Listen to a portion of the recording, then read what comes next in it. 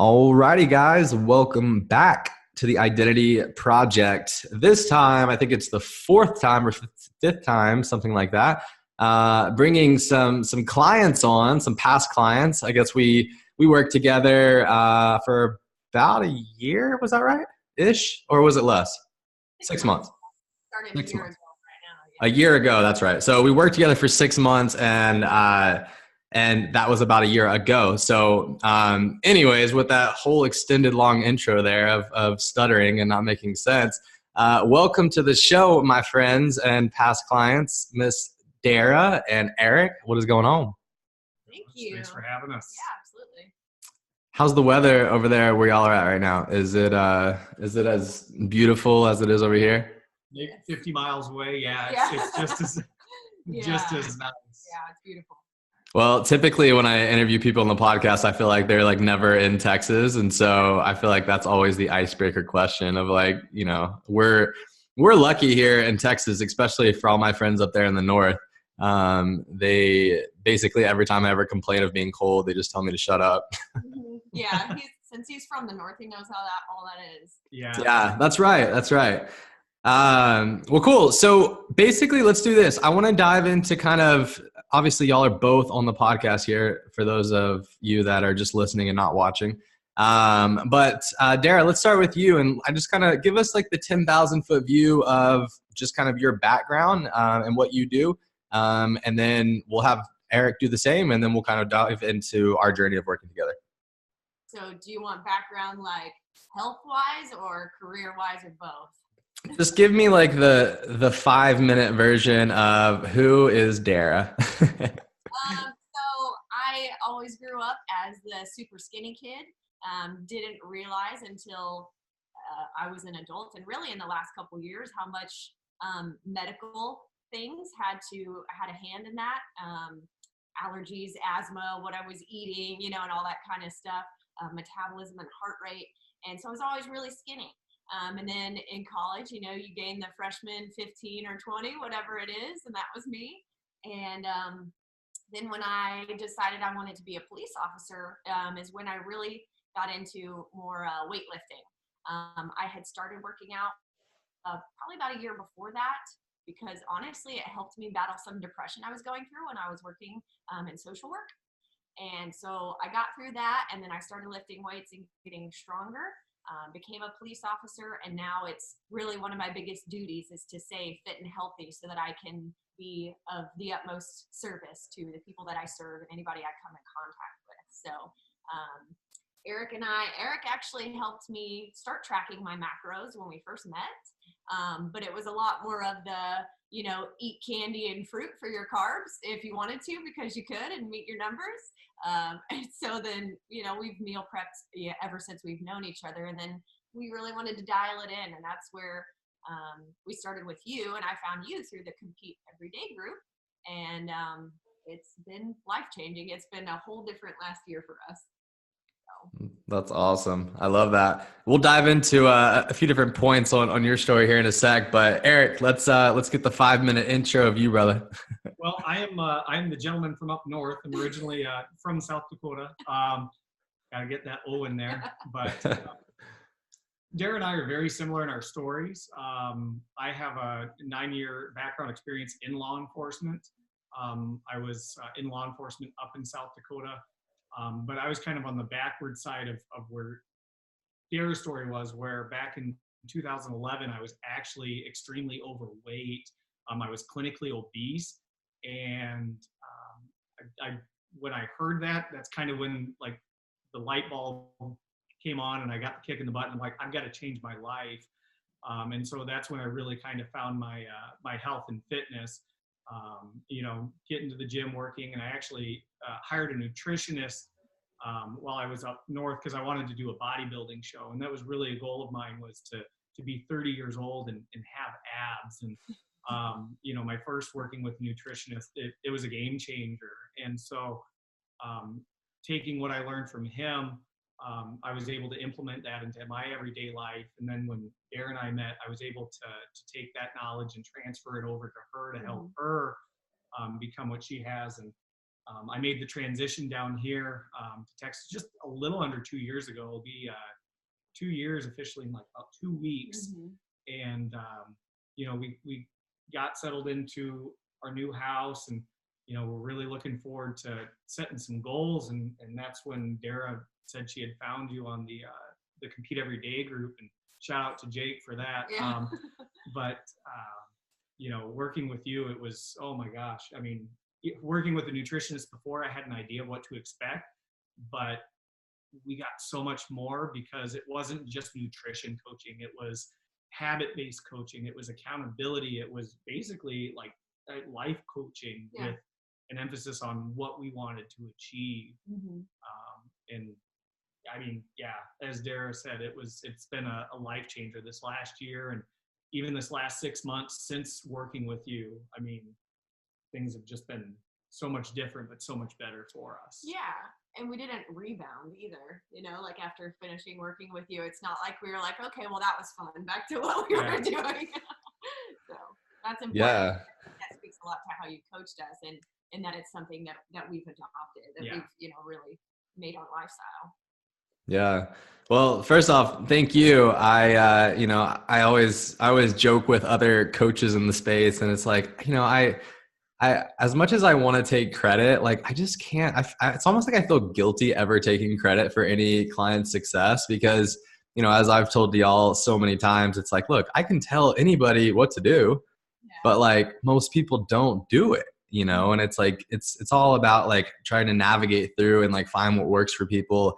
And I mean, to be honest, like y'all made the process very easy on my end because obviously you had some background, this wasn't your first rodeo, but, for me as a coach, it was just like, hey, how can I dive into, a couple that already has a phenomenal foundation, and how do we start to improve and add value, right?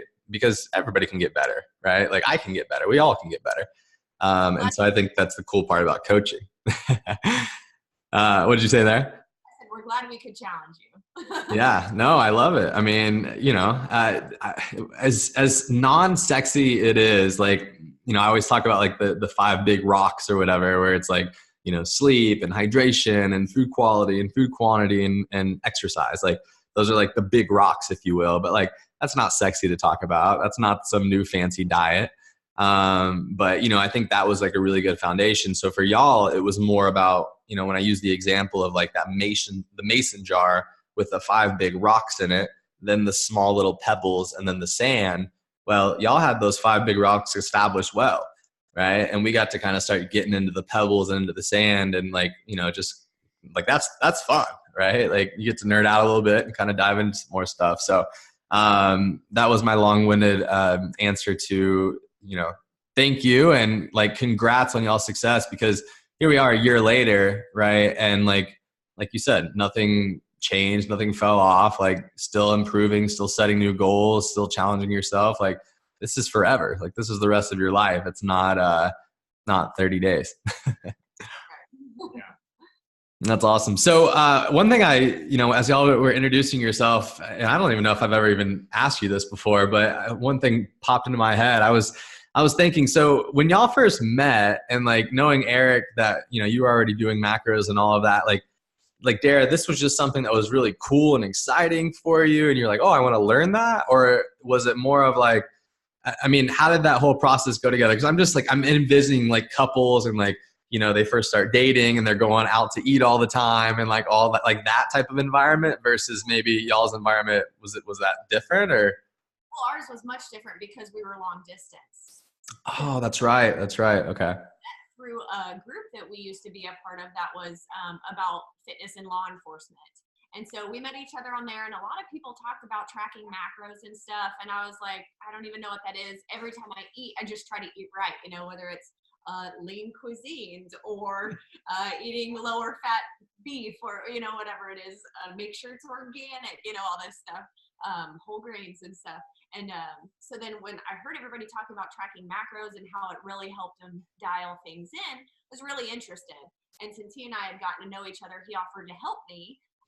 And so, we talked about it, and he kind of set my numbers, and I would send him progress pictures. So he kind of started as my original coach.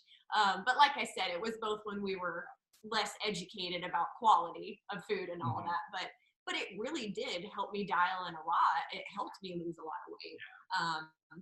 I say a lot. It was a lot for me.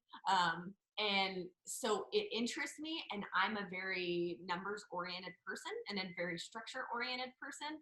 And so it really helped me stay, if I have boundaries and structure, then I do really well. I thrive. And so that's what that did for me. I've had to get away a little bit from it because I was getting a little neurotic about it, but at least I have the self-awareness of that. So it interests me. He told me that that's how he got as shredded as he did. So I was like, of course I want to do that. And so it just kind of went from there. That's awesome. So I'm just curious, and, for the listeners out there, like, if you're tracking macros or this like whole, like if it fits your macros, obviously there's a huge emphasis on one side of the equation of like food quantity, right? Making sure that you're tracking, stay consistent with whatever those prescribed macronutrients were, being fat, protein, and carbohydrates. So I'm curious, what did you love most about starting with that? Like starting with learning macros and tracking macros? Like what was like the few things that you liked the most about it? And then what was maybe a few things that you, I guess, since then have learned that maybe you have to consider? I think for me, like the initial was the idea of eating the foods that you enjoyed, but still seeing the progress. And I think that's the big catch with flexible dieting, IFYM, whatever you want to call it. That's what gets people. And I was huge on the fact leading up to competition prep in like proving this fact to people that, hey, you can eat what you want and you can get ripped up. And so I was eating Pop-Tarts after every workout, I think up to less than 6 weeks from my competition day, just because at that point it didn't really, the carbohydrates were too high that it'd leave me with nothing for the rest of the day. But like, I was obsessed with Pop-Tarts. My license plate in South Dakota was Pop-Tart. No joke. Not even lying. The greatest thing ever. That was our thing. We have so many pictures of eating Pop-Tarts after work. And that's really kind of what branded me for a longest time within, this group, and even social media at the time, was the fact that, this guy is the Pop-Tart guy. Hashtag body by Pop-Tarts. Yeah. And so that was really kind of the huge catch is, hey, you can eat all this stuff and still achieve your goals. Yeah. And so not knowing that it wasn't, we knew that it wasn't the best quality, but not knowing that that's not the best for you, and how eating better quality stuff is going to make you feel better. That's what was appealing to us, because I'm a candy girl. I'd eat sour gummy, anything, all day, every day for the rest of my life. So that was initially what's appealing. Yeah. And I think over time it's truly evolved that you learn that, I can eat that stuff here and there and get away with it, but if I want to continue to see higher quality of progress, you have to make those higher quality choices. And so, I look back at it and go, man, if I would have maybe have done a little bit differently leading into prep, at the time it might not have been as sustainable for me, but would I have come in and done better? Oh yeah, I'm sure.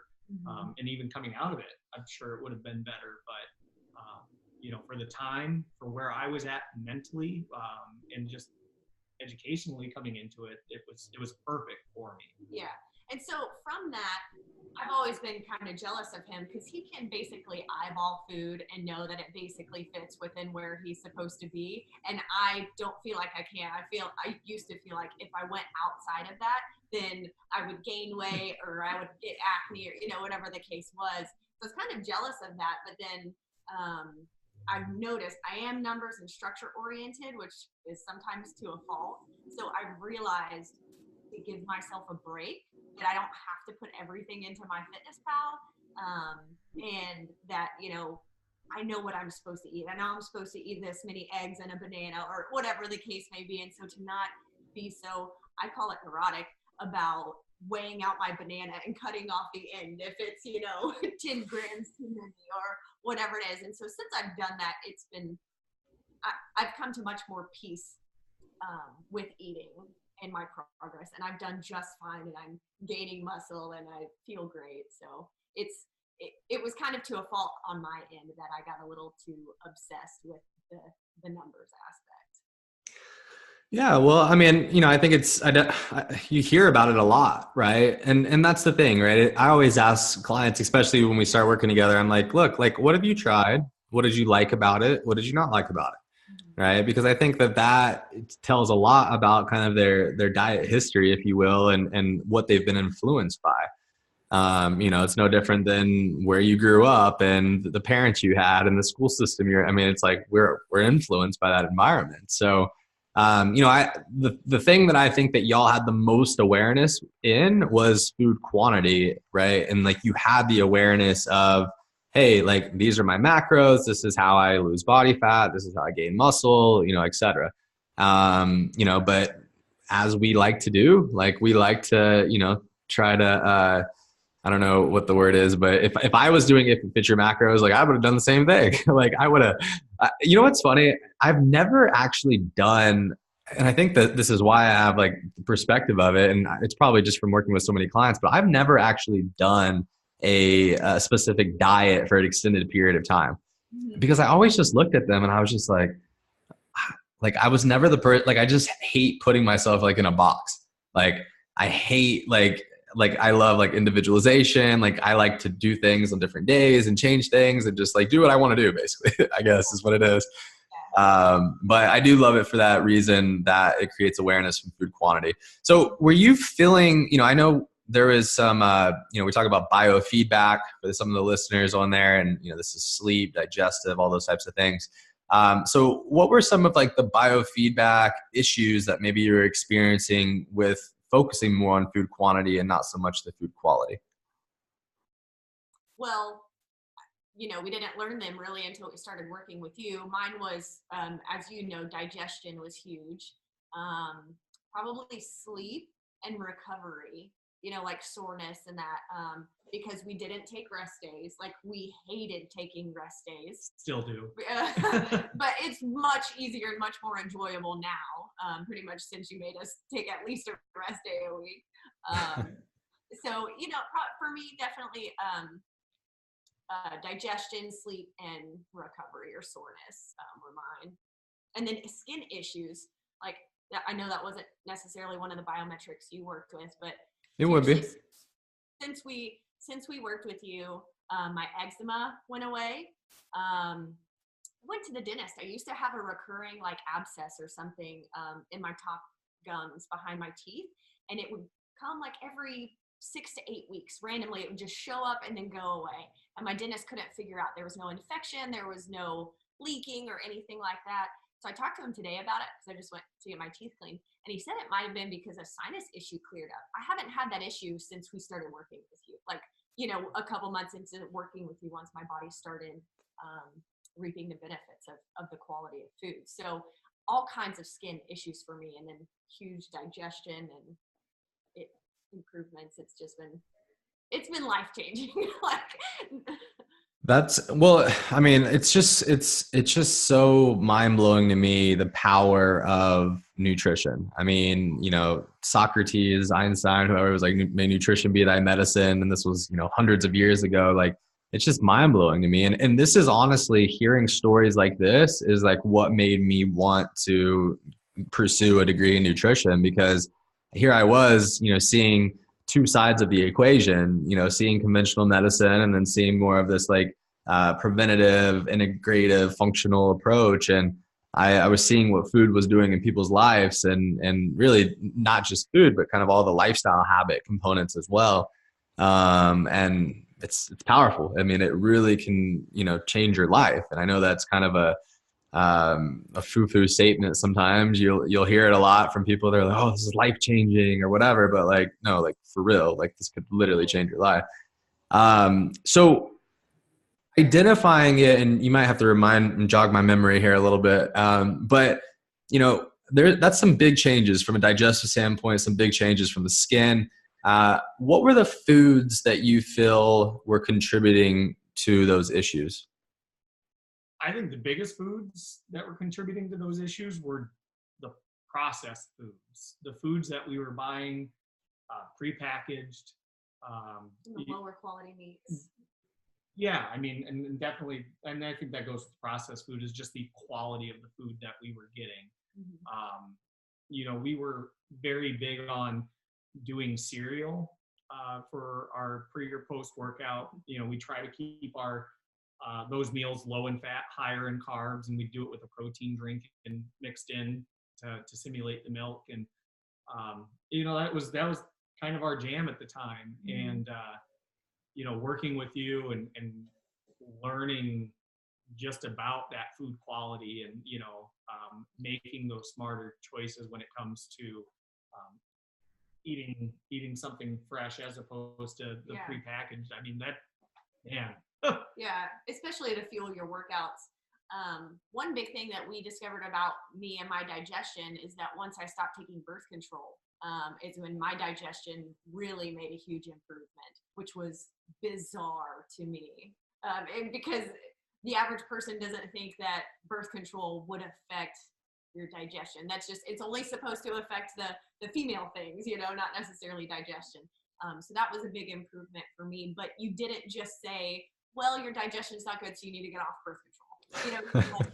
Here's all of this information about how it can affect it positively or negatively. Educate yourself, do what you guys, think is right, because you don't want to be responsible for any unwanted babies. Shout out, Josiah. Just kidding. He's not unwanted. He's very loved, but he was a surprise. Unexpected, not unwanted. But yeah, so you were so much about educating us about how and why it can affect certain things. So I honestly probably learned more from you about birth control and my cycle than I ever have in my whole life. That's just not something that was true education. It was just like, yep, you get your cycle and that's life, and here's some birth control to make it better. So I was on it for 12 years. And I mean, any medication long-term is going to do some damage, but I had no idea.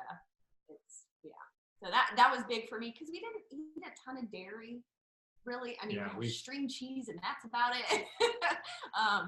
Because we only drink almond milk for milk, and so dairy wasn't an issue. I think a lot of it was just the processed foods, the prepackaged, meals. Yeah, we meal prepped, but the quality of food still. I mean, we choose rice over doing a potato or a vegetable. I mean, yeah, we would. I think the most vegetables we got is if we had salsa. Yeah. We do fruit because fruit worked well, but we didn't really ever focus on the vegetable side. Yeah, rice was always our carb. And so since you challenged us to incorporate vegetable carbs for those grain carbs or whatever it was, that's been huge. I've literally never eaten so many vegetables in my life that I have in the last year.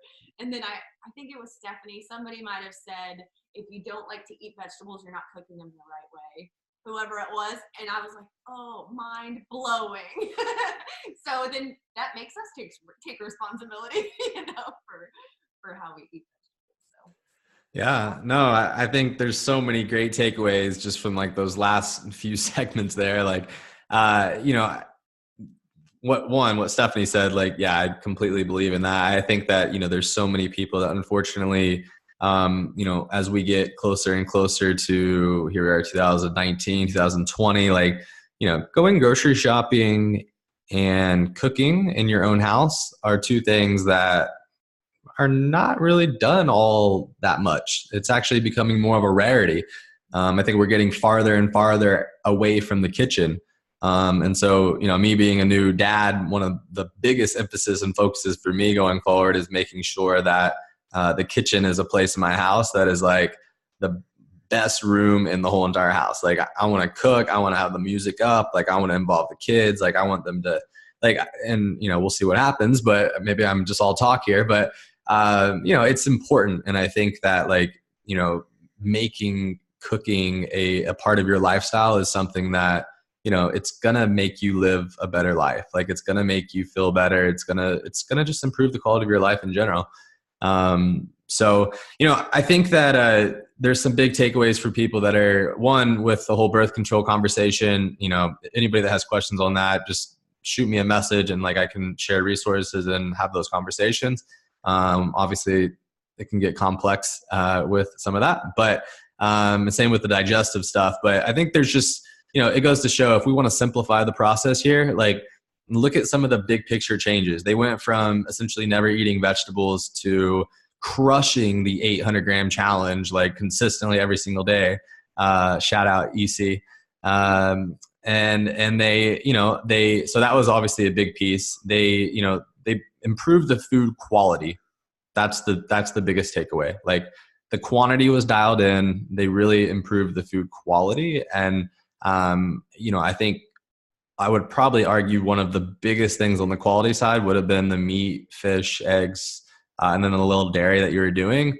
Because maybe talk a little bit about that and what that transition looked like in terms of the quality of meats and fishes, especially. Dara and I were big on eggs. I know leading up to working with you, we would go to Walmart and we would buy the 60 count box of eggs. We would buy 2 at a time because we would go through them so quickly, because eggs were just such a big part of our daily meals. And when we began working with you and you challenged us, hey, go and go to Whole Foods and try some cage-free eggs, try some of the meat, and see what you think. And we went there and we're like, oh my God, $3 for a dozen eggs? we're spending like $7 for 60. Like this man's gonna make us go broke. We just bought a house. How can we do this? And I remember the first time we came home with them and like cooked eggs, that was life-changing. The color was even different. Everything about the eggs were different. The way they looked when we cracked them, the way that they cooked was different. And then obviously the way that they taste was just phenomenal. Mm-hmm. And we just kind of sat back and go like, why haven't we been doing this sooner? Yeah. And we sat down and we looked at the cost efficiency of it with doing those eggs as opposed to the Walmart, and it really just wasn't that big of a difference. The sticker shock, I think, initially got us, but once we saw what we were getting out of it and what little difference there was, we realized it was all worth it. Yeah. And same with the beef. We go through, I would say, probably about 3.5 pounds of beef a week between us with meal prep alone, and just everything about it, from the raw form to how it cooks to how it smells to how it tastes. I mean, it's phenomenal compared to the little tube of meat that you go and you buy at any of the major retailers and cook up. So even the prepackaged like sausages and stuff that I have for one of my meals, it's like a smoked turkey kielbasa from Whole Foods. Even that, I mean, although it's packaged, it's still so much fresher than what we would get at Walmart or Kroger or anything like that. So, and I would say that's really about just as big of a change with the fresh proteins is the stuff that we buy that's packaged, that's prepackaged, whether it's the protein or even cereal, because I still need my cereal. We make the better choices in what we buy, and so we try to buy the higher quality. And one thing that you preached is that look at the ingredient list. Is less is truly more. And I think that came down from when we first started, because we drank energy drinks every single day. Rockstar energy drinks. And I still remember just mentally hating you when you're like, try to stop drinking those, at least, have maybe 3 a week. And then you introduced us over to Zevia, and you're like, look at the ingredient list compared, you got the sugar-free drink that's got an ingredient list that you can't even pronounce majority of the things in there. And then you have this Zevia energy drink that has 4 ingredients. And so we tried it, and at first it was a little different, but man, you get used to it. You get used to it. And now if we have one of the, name brand energy drinks, it doesn't quite taste right. And you can feel a difference even after drinking it. Like we already didn't like you before we started working with you because we knew you would make us stop drinking those. And some might call that an addiction, but whatever. And that's just from our law enforcement background, is working nights and needing to stay up. Hey, let's grab a Bang energy drink and not sleep at all, even when we're not working. Yeah. But yeah. Wow. I mean, gosh, I'm sitting here looking at the time and I'm like talk about mind blown. Like I think of that emoji of mind blown in terms of like how fast time goes when you're doing a podcast. But yeah, like, you know, it's crazy to me because if I would have, and like, this is the thing that's so mind blowing. If we would have gone to where those chickens were at, of the Walmart eggs that you were buying in that many for that cost. Yeah. And if y'all would have saw the experience that they are going through, like there's no way in hell y'all would be buying that. But if you went to the other farm and you saw like the nice, cute little chickens, and you know, I love that difference. You know, like it's just like, wow, like how would I want to be treated as an animal? And just like us. I mean, if we don't have a good quality of life, we're not going to produce a good quality of work, whatever product, whatever that may be. 100%. Yeah, 100%. So, you know, I think that for as many eggs as y'all are eating, switching to the quality on that, because I just think it's like, what are those items that y'all are consuming so much of, right? So like the eggs, that quality switch, because there's such a big consumption, the ground beef, going to like a grass-fed ground beef. Like, I mean, I think that those were some big players as well. You know, when you start talking about like antibiotics and like, you know, different things and in terms of like meat quality, because I think that there's definitely a level of awareness that we haven't reached yet with that. You know, most people think chicken's chicken and beef's beef. But like the reality of it is not all chickens created equal, not all beef's created equal, not all salmon's created equal. Like, I'm sorry, it's just not. Definitely. Cool. Okay, so I want to, and again, we might have to bring all on again because I think there's so many good takeaways here. But real quick, let's dive into over the next like 10 minutes or so here. Y'all both have worked night shift. There's a bunch of people out there that are police officers, firefighters, nurses, doctors, whatever. Give me y'all's biggest like takeaways, lessons, advice that y'all can give out there for those people in the same situation. Because guys, I've been in the field now for almost 10 years, and like these are some of the most consistent clients I've ever worked with. So listen to this advice going forward. Probably one of the biggest things is being prepared. You know, if you go into a night shift where you know that no other food's open besides Whataburger and Taco Bell, then that's what you're going to end up eating. So if you don't take something, if you don't at least take your lunch and a couple snacks or something like that, then when you're tired and you're stressed and nothing else is open, you are so much more likely to make those bad decisions. I don't want to say bad, you shouldn't feel bad for it, but to make those unhealthier decisions, like going to Whataburger or going to Taco Bell. And if you do go to those, every restaurant now has healthier options of some sort. So you can, I haven't ever had Whataburger salad, but I know they have one, you know, so I'm not sure. There's always a better option when you do go there though, you know, and especially quantity wise, you know, not getting something super sized or even the fries or whatever the case may be. I know one benefit we have in the city I work is that there are 2 IHOPs close, and they're open 24/7. And you can eat really well if you go to IHOP. You know, they have vegetable options, they have eggs and egg whites and different omelets and all that kind of stuff. So there are a lot better choices you can make there. But if you don't go prepared into that night shift, you're setting yourself up for failure. You're going to make those bad decisions. And I think that's based on science. There's a lot of research that's done when you're, you know, really low on sleep. I'm lucky right now in that we don't have kids, so I'm able to sleep during the day. So I don't go tired to work. But if you have to wake up for court in the middle of when you're supposed to be sleeping, or you have kids or other, you know, responsibilities, that's unfortunately going to drive you to worse decisions. I use my lunch break to work out, not only because before or after a 12-hour shift, I don't think it's beneficial to go to the gym. I don't think it's really, if it's cutting into your sleep, either way, then that's not beneficial for you. And then after a 12-hour shift, I don't know how anybody even has the energy to work out. So what do? You drink pre-workout or you drink an energy drink to get through it. But then that's so close to when you're supposed to be sleeping and you're not going to get a good quality of sleep. So unfortunately, it's just a snowball effect. So preparation, you know, using your resources when you can, working out on your lunch break if you can. I think she nailed it on the head, is preparedness. You know, for me, when I would go to work, I always bring a couple meals that I know I'm going to need for work, and I always bring 1 or 2 extra.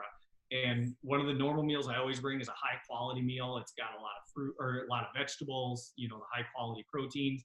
But then I always have meals set aside that I can eat on the go if I have to, because you don't know if you're going to get stuck on a call, if you're going to be stuck sitting in the hospital, you know, in a place where you can't leave. And so if I can go in and reach in my bag and grab the container of almonds and the RX bar and get that down, that is still so much better than going to a fast food place or, you know, what other options might be available late at night. So preparedness is key.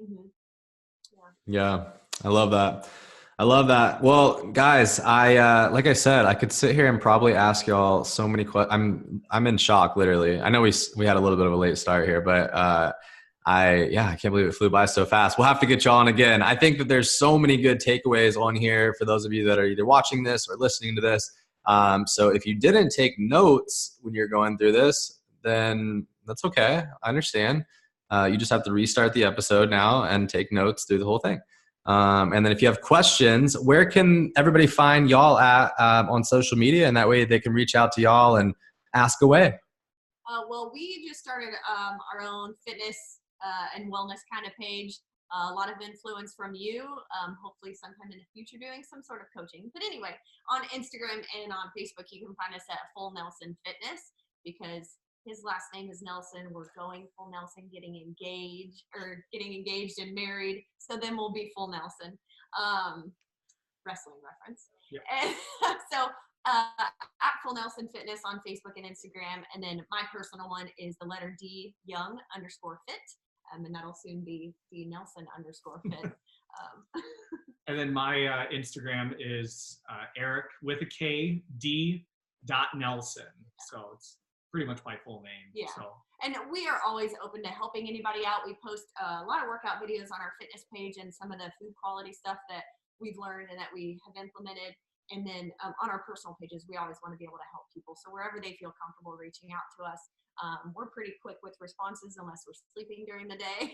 So we just love to help. That's really the ultimate foundation. I think that's why we do what we do, why we post what we post, is to motivate people. And we know a lot of the times the people that we're motivating never reach out to us. But when we do have the 1 or 2 people reach out and say, hey, I love what you're doing, or hey, you guys have really helped me, that's what makes it worth it. And so just knowing that we're helping people, it makes me want to get up and keep doing it every day. Yeah. 100%. I love it. It's the most fulfilling thing in the world. I've dedicated my life to it the past 9-10 years, and I wouldn't have it any other way. I think that helping people, you know, people ask me all the time, they're like, I don't know how to find like my why, my purpose. I'm like, figure out something that you like doing that can help other people. Yeah. And that's it. Like, that's the answer. So guys, I'm so proud of y'all, not only on your nutritional achievements, but, you know, really paying it forward and like helping others. Y'all have a YouTube channel as well, right? Is that called, what is that called? Yeah. Full Nelson Fitness. Got it. Well, that's awesome. Well, guys, go check these guys out. They were phenomenal clients to work with and have been great friends. And it's just cool to see everything that y'all are doing now. And other than that, thank you so much for taking the time, Dara and Erik. And y'all enjoy this weather today. Happiness. Yeah, you too.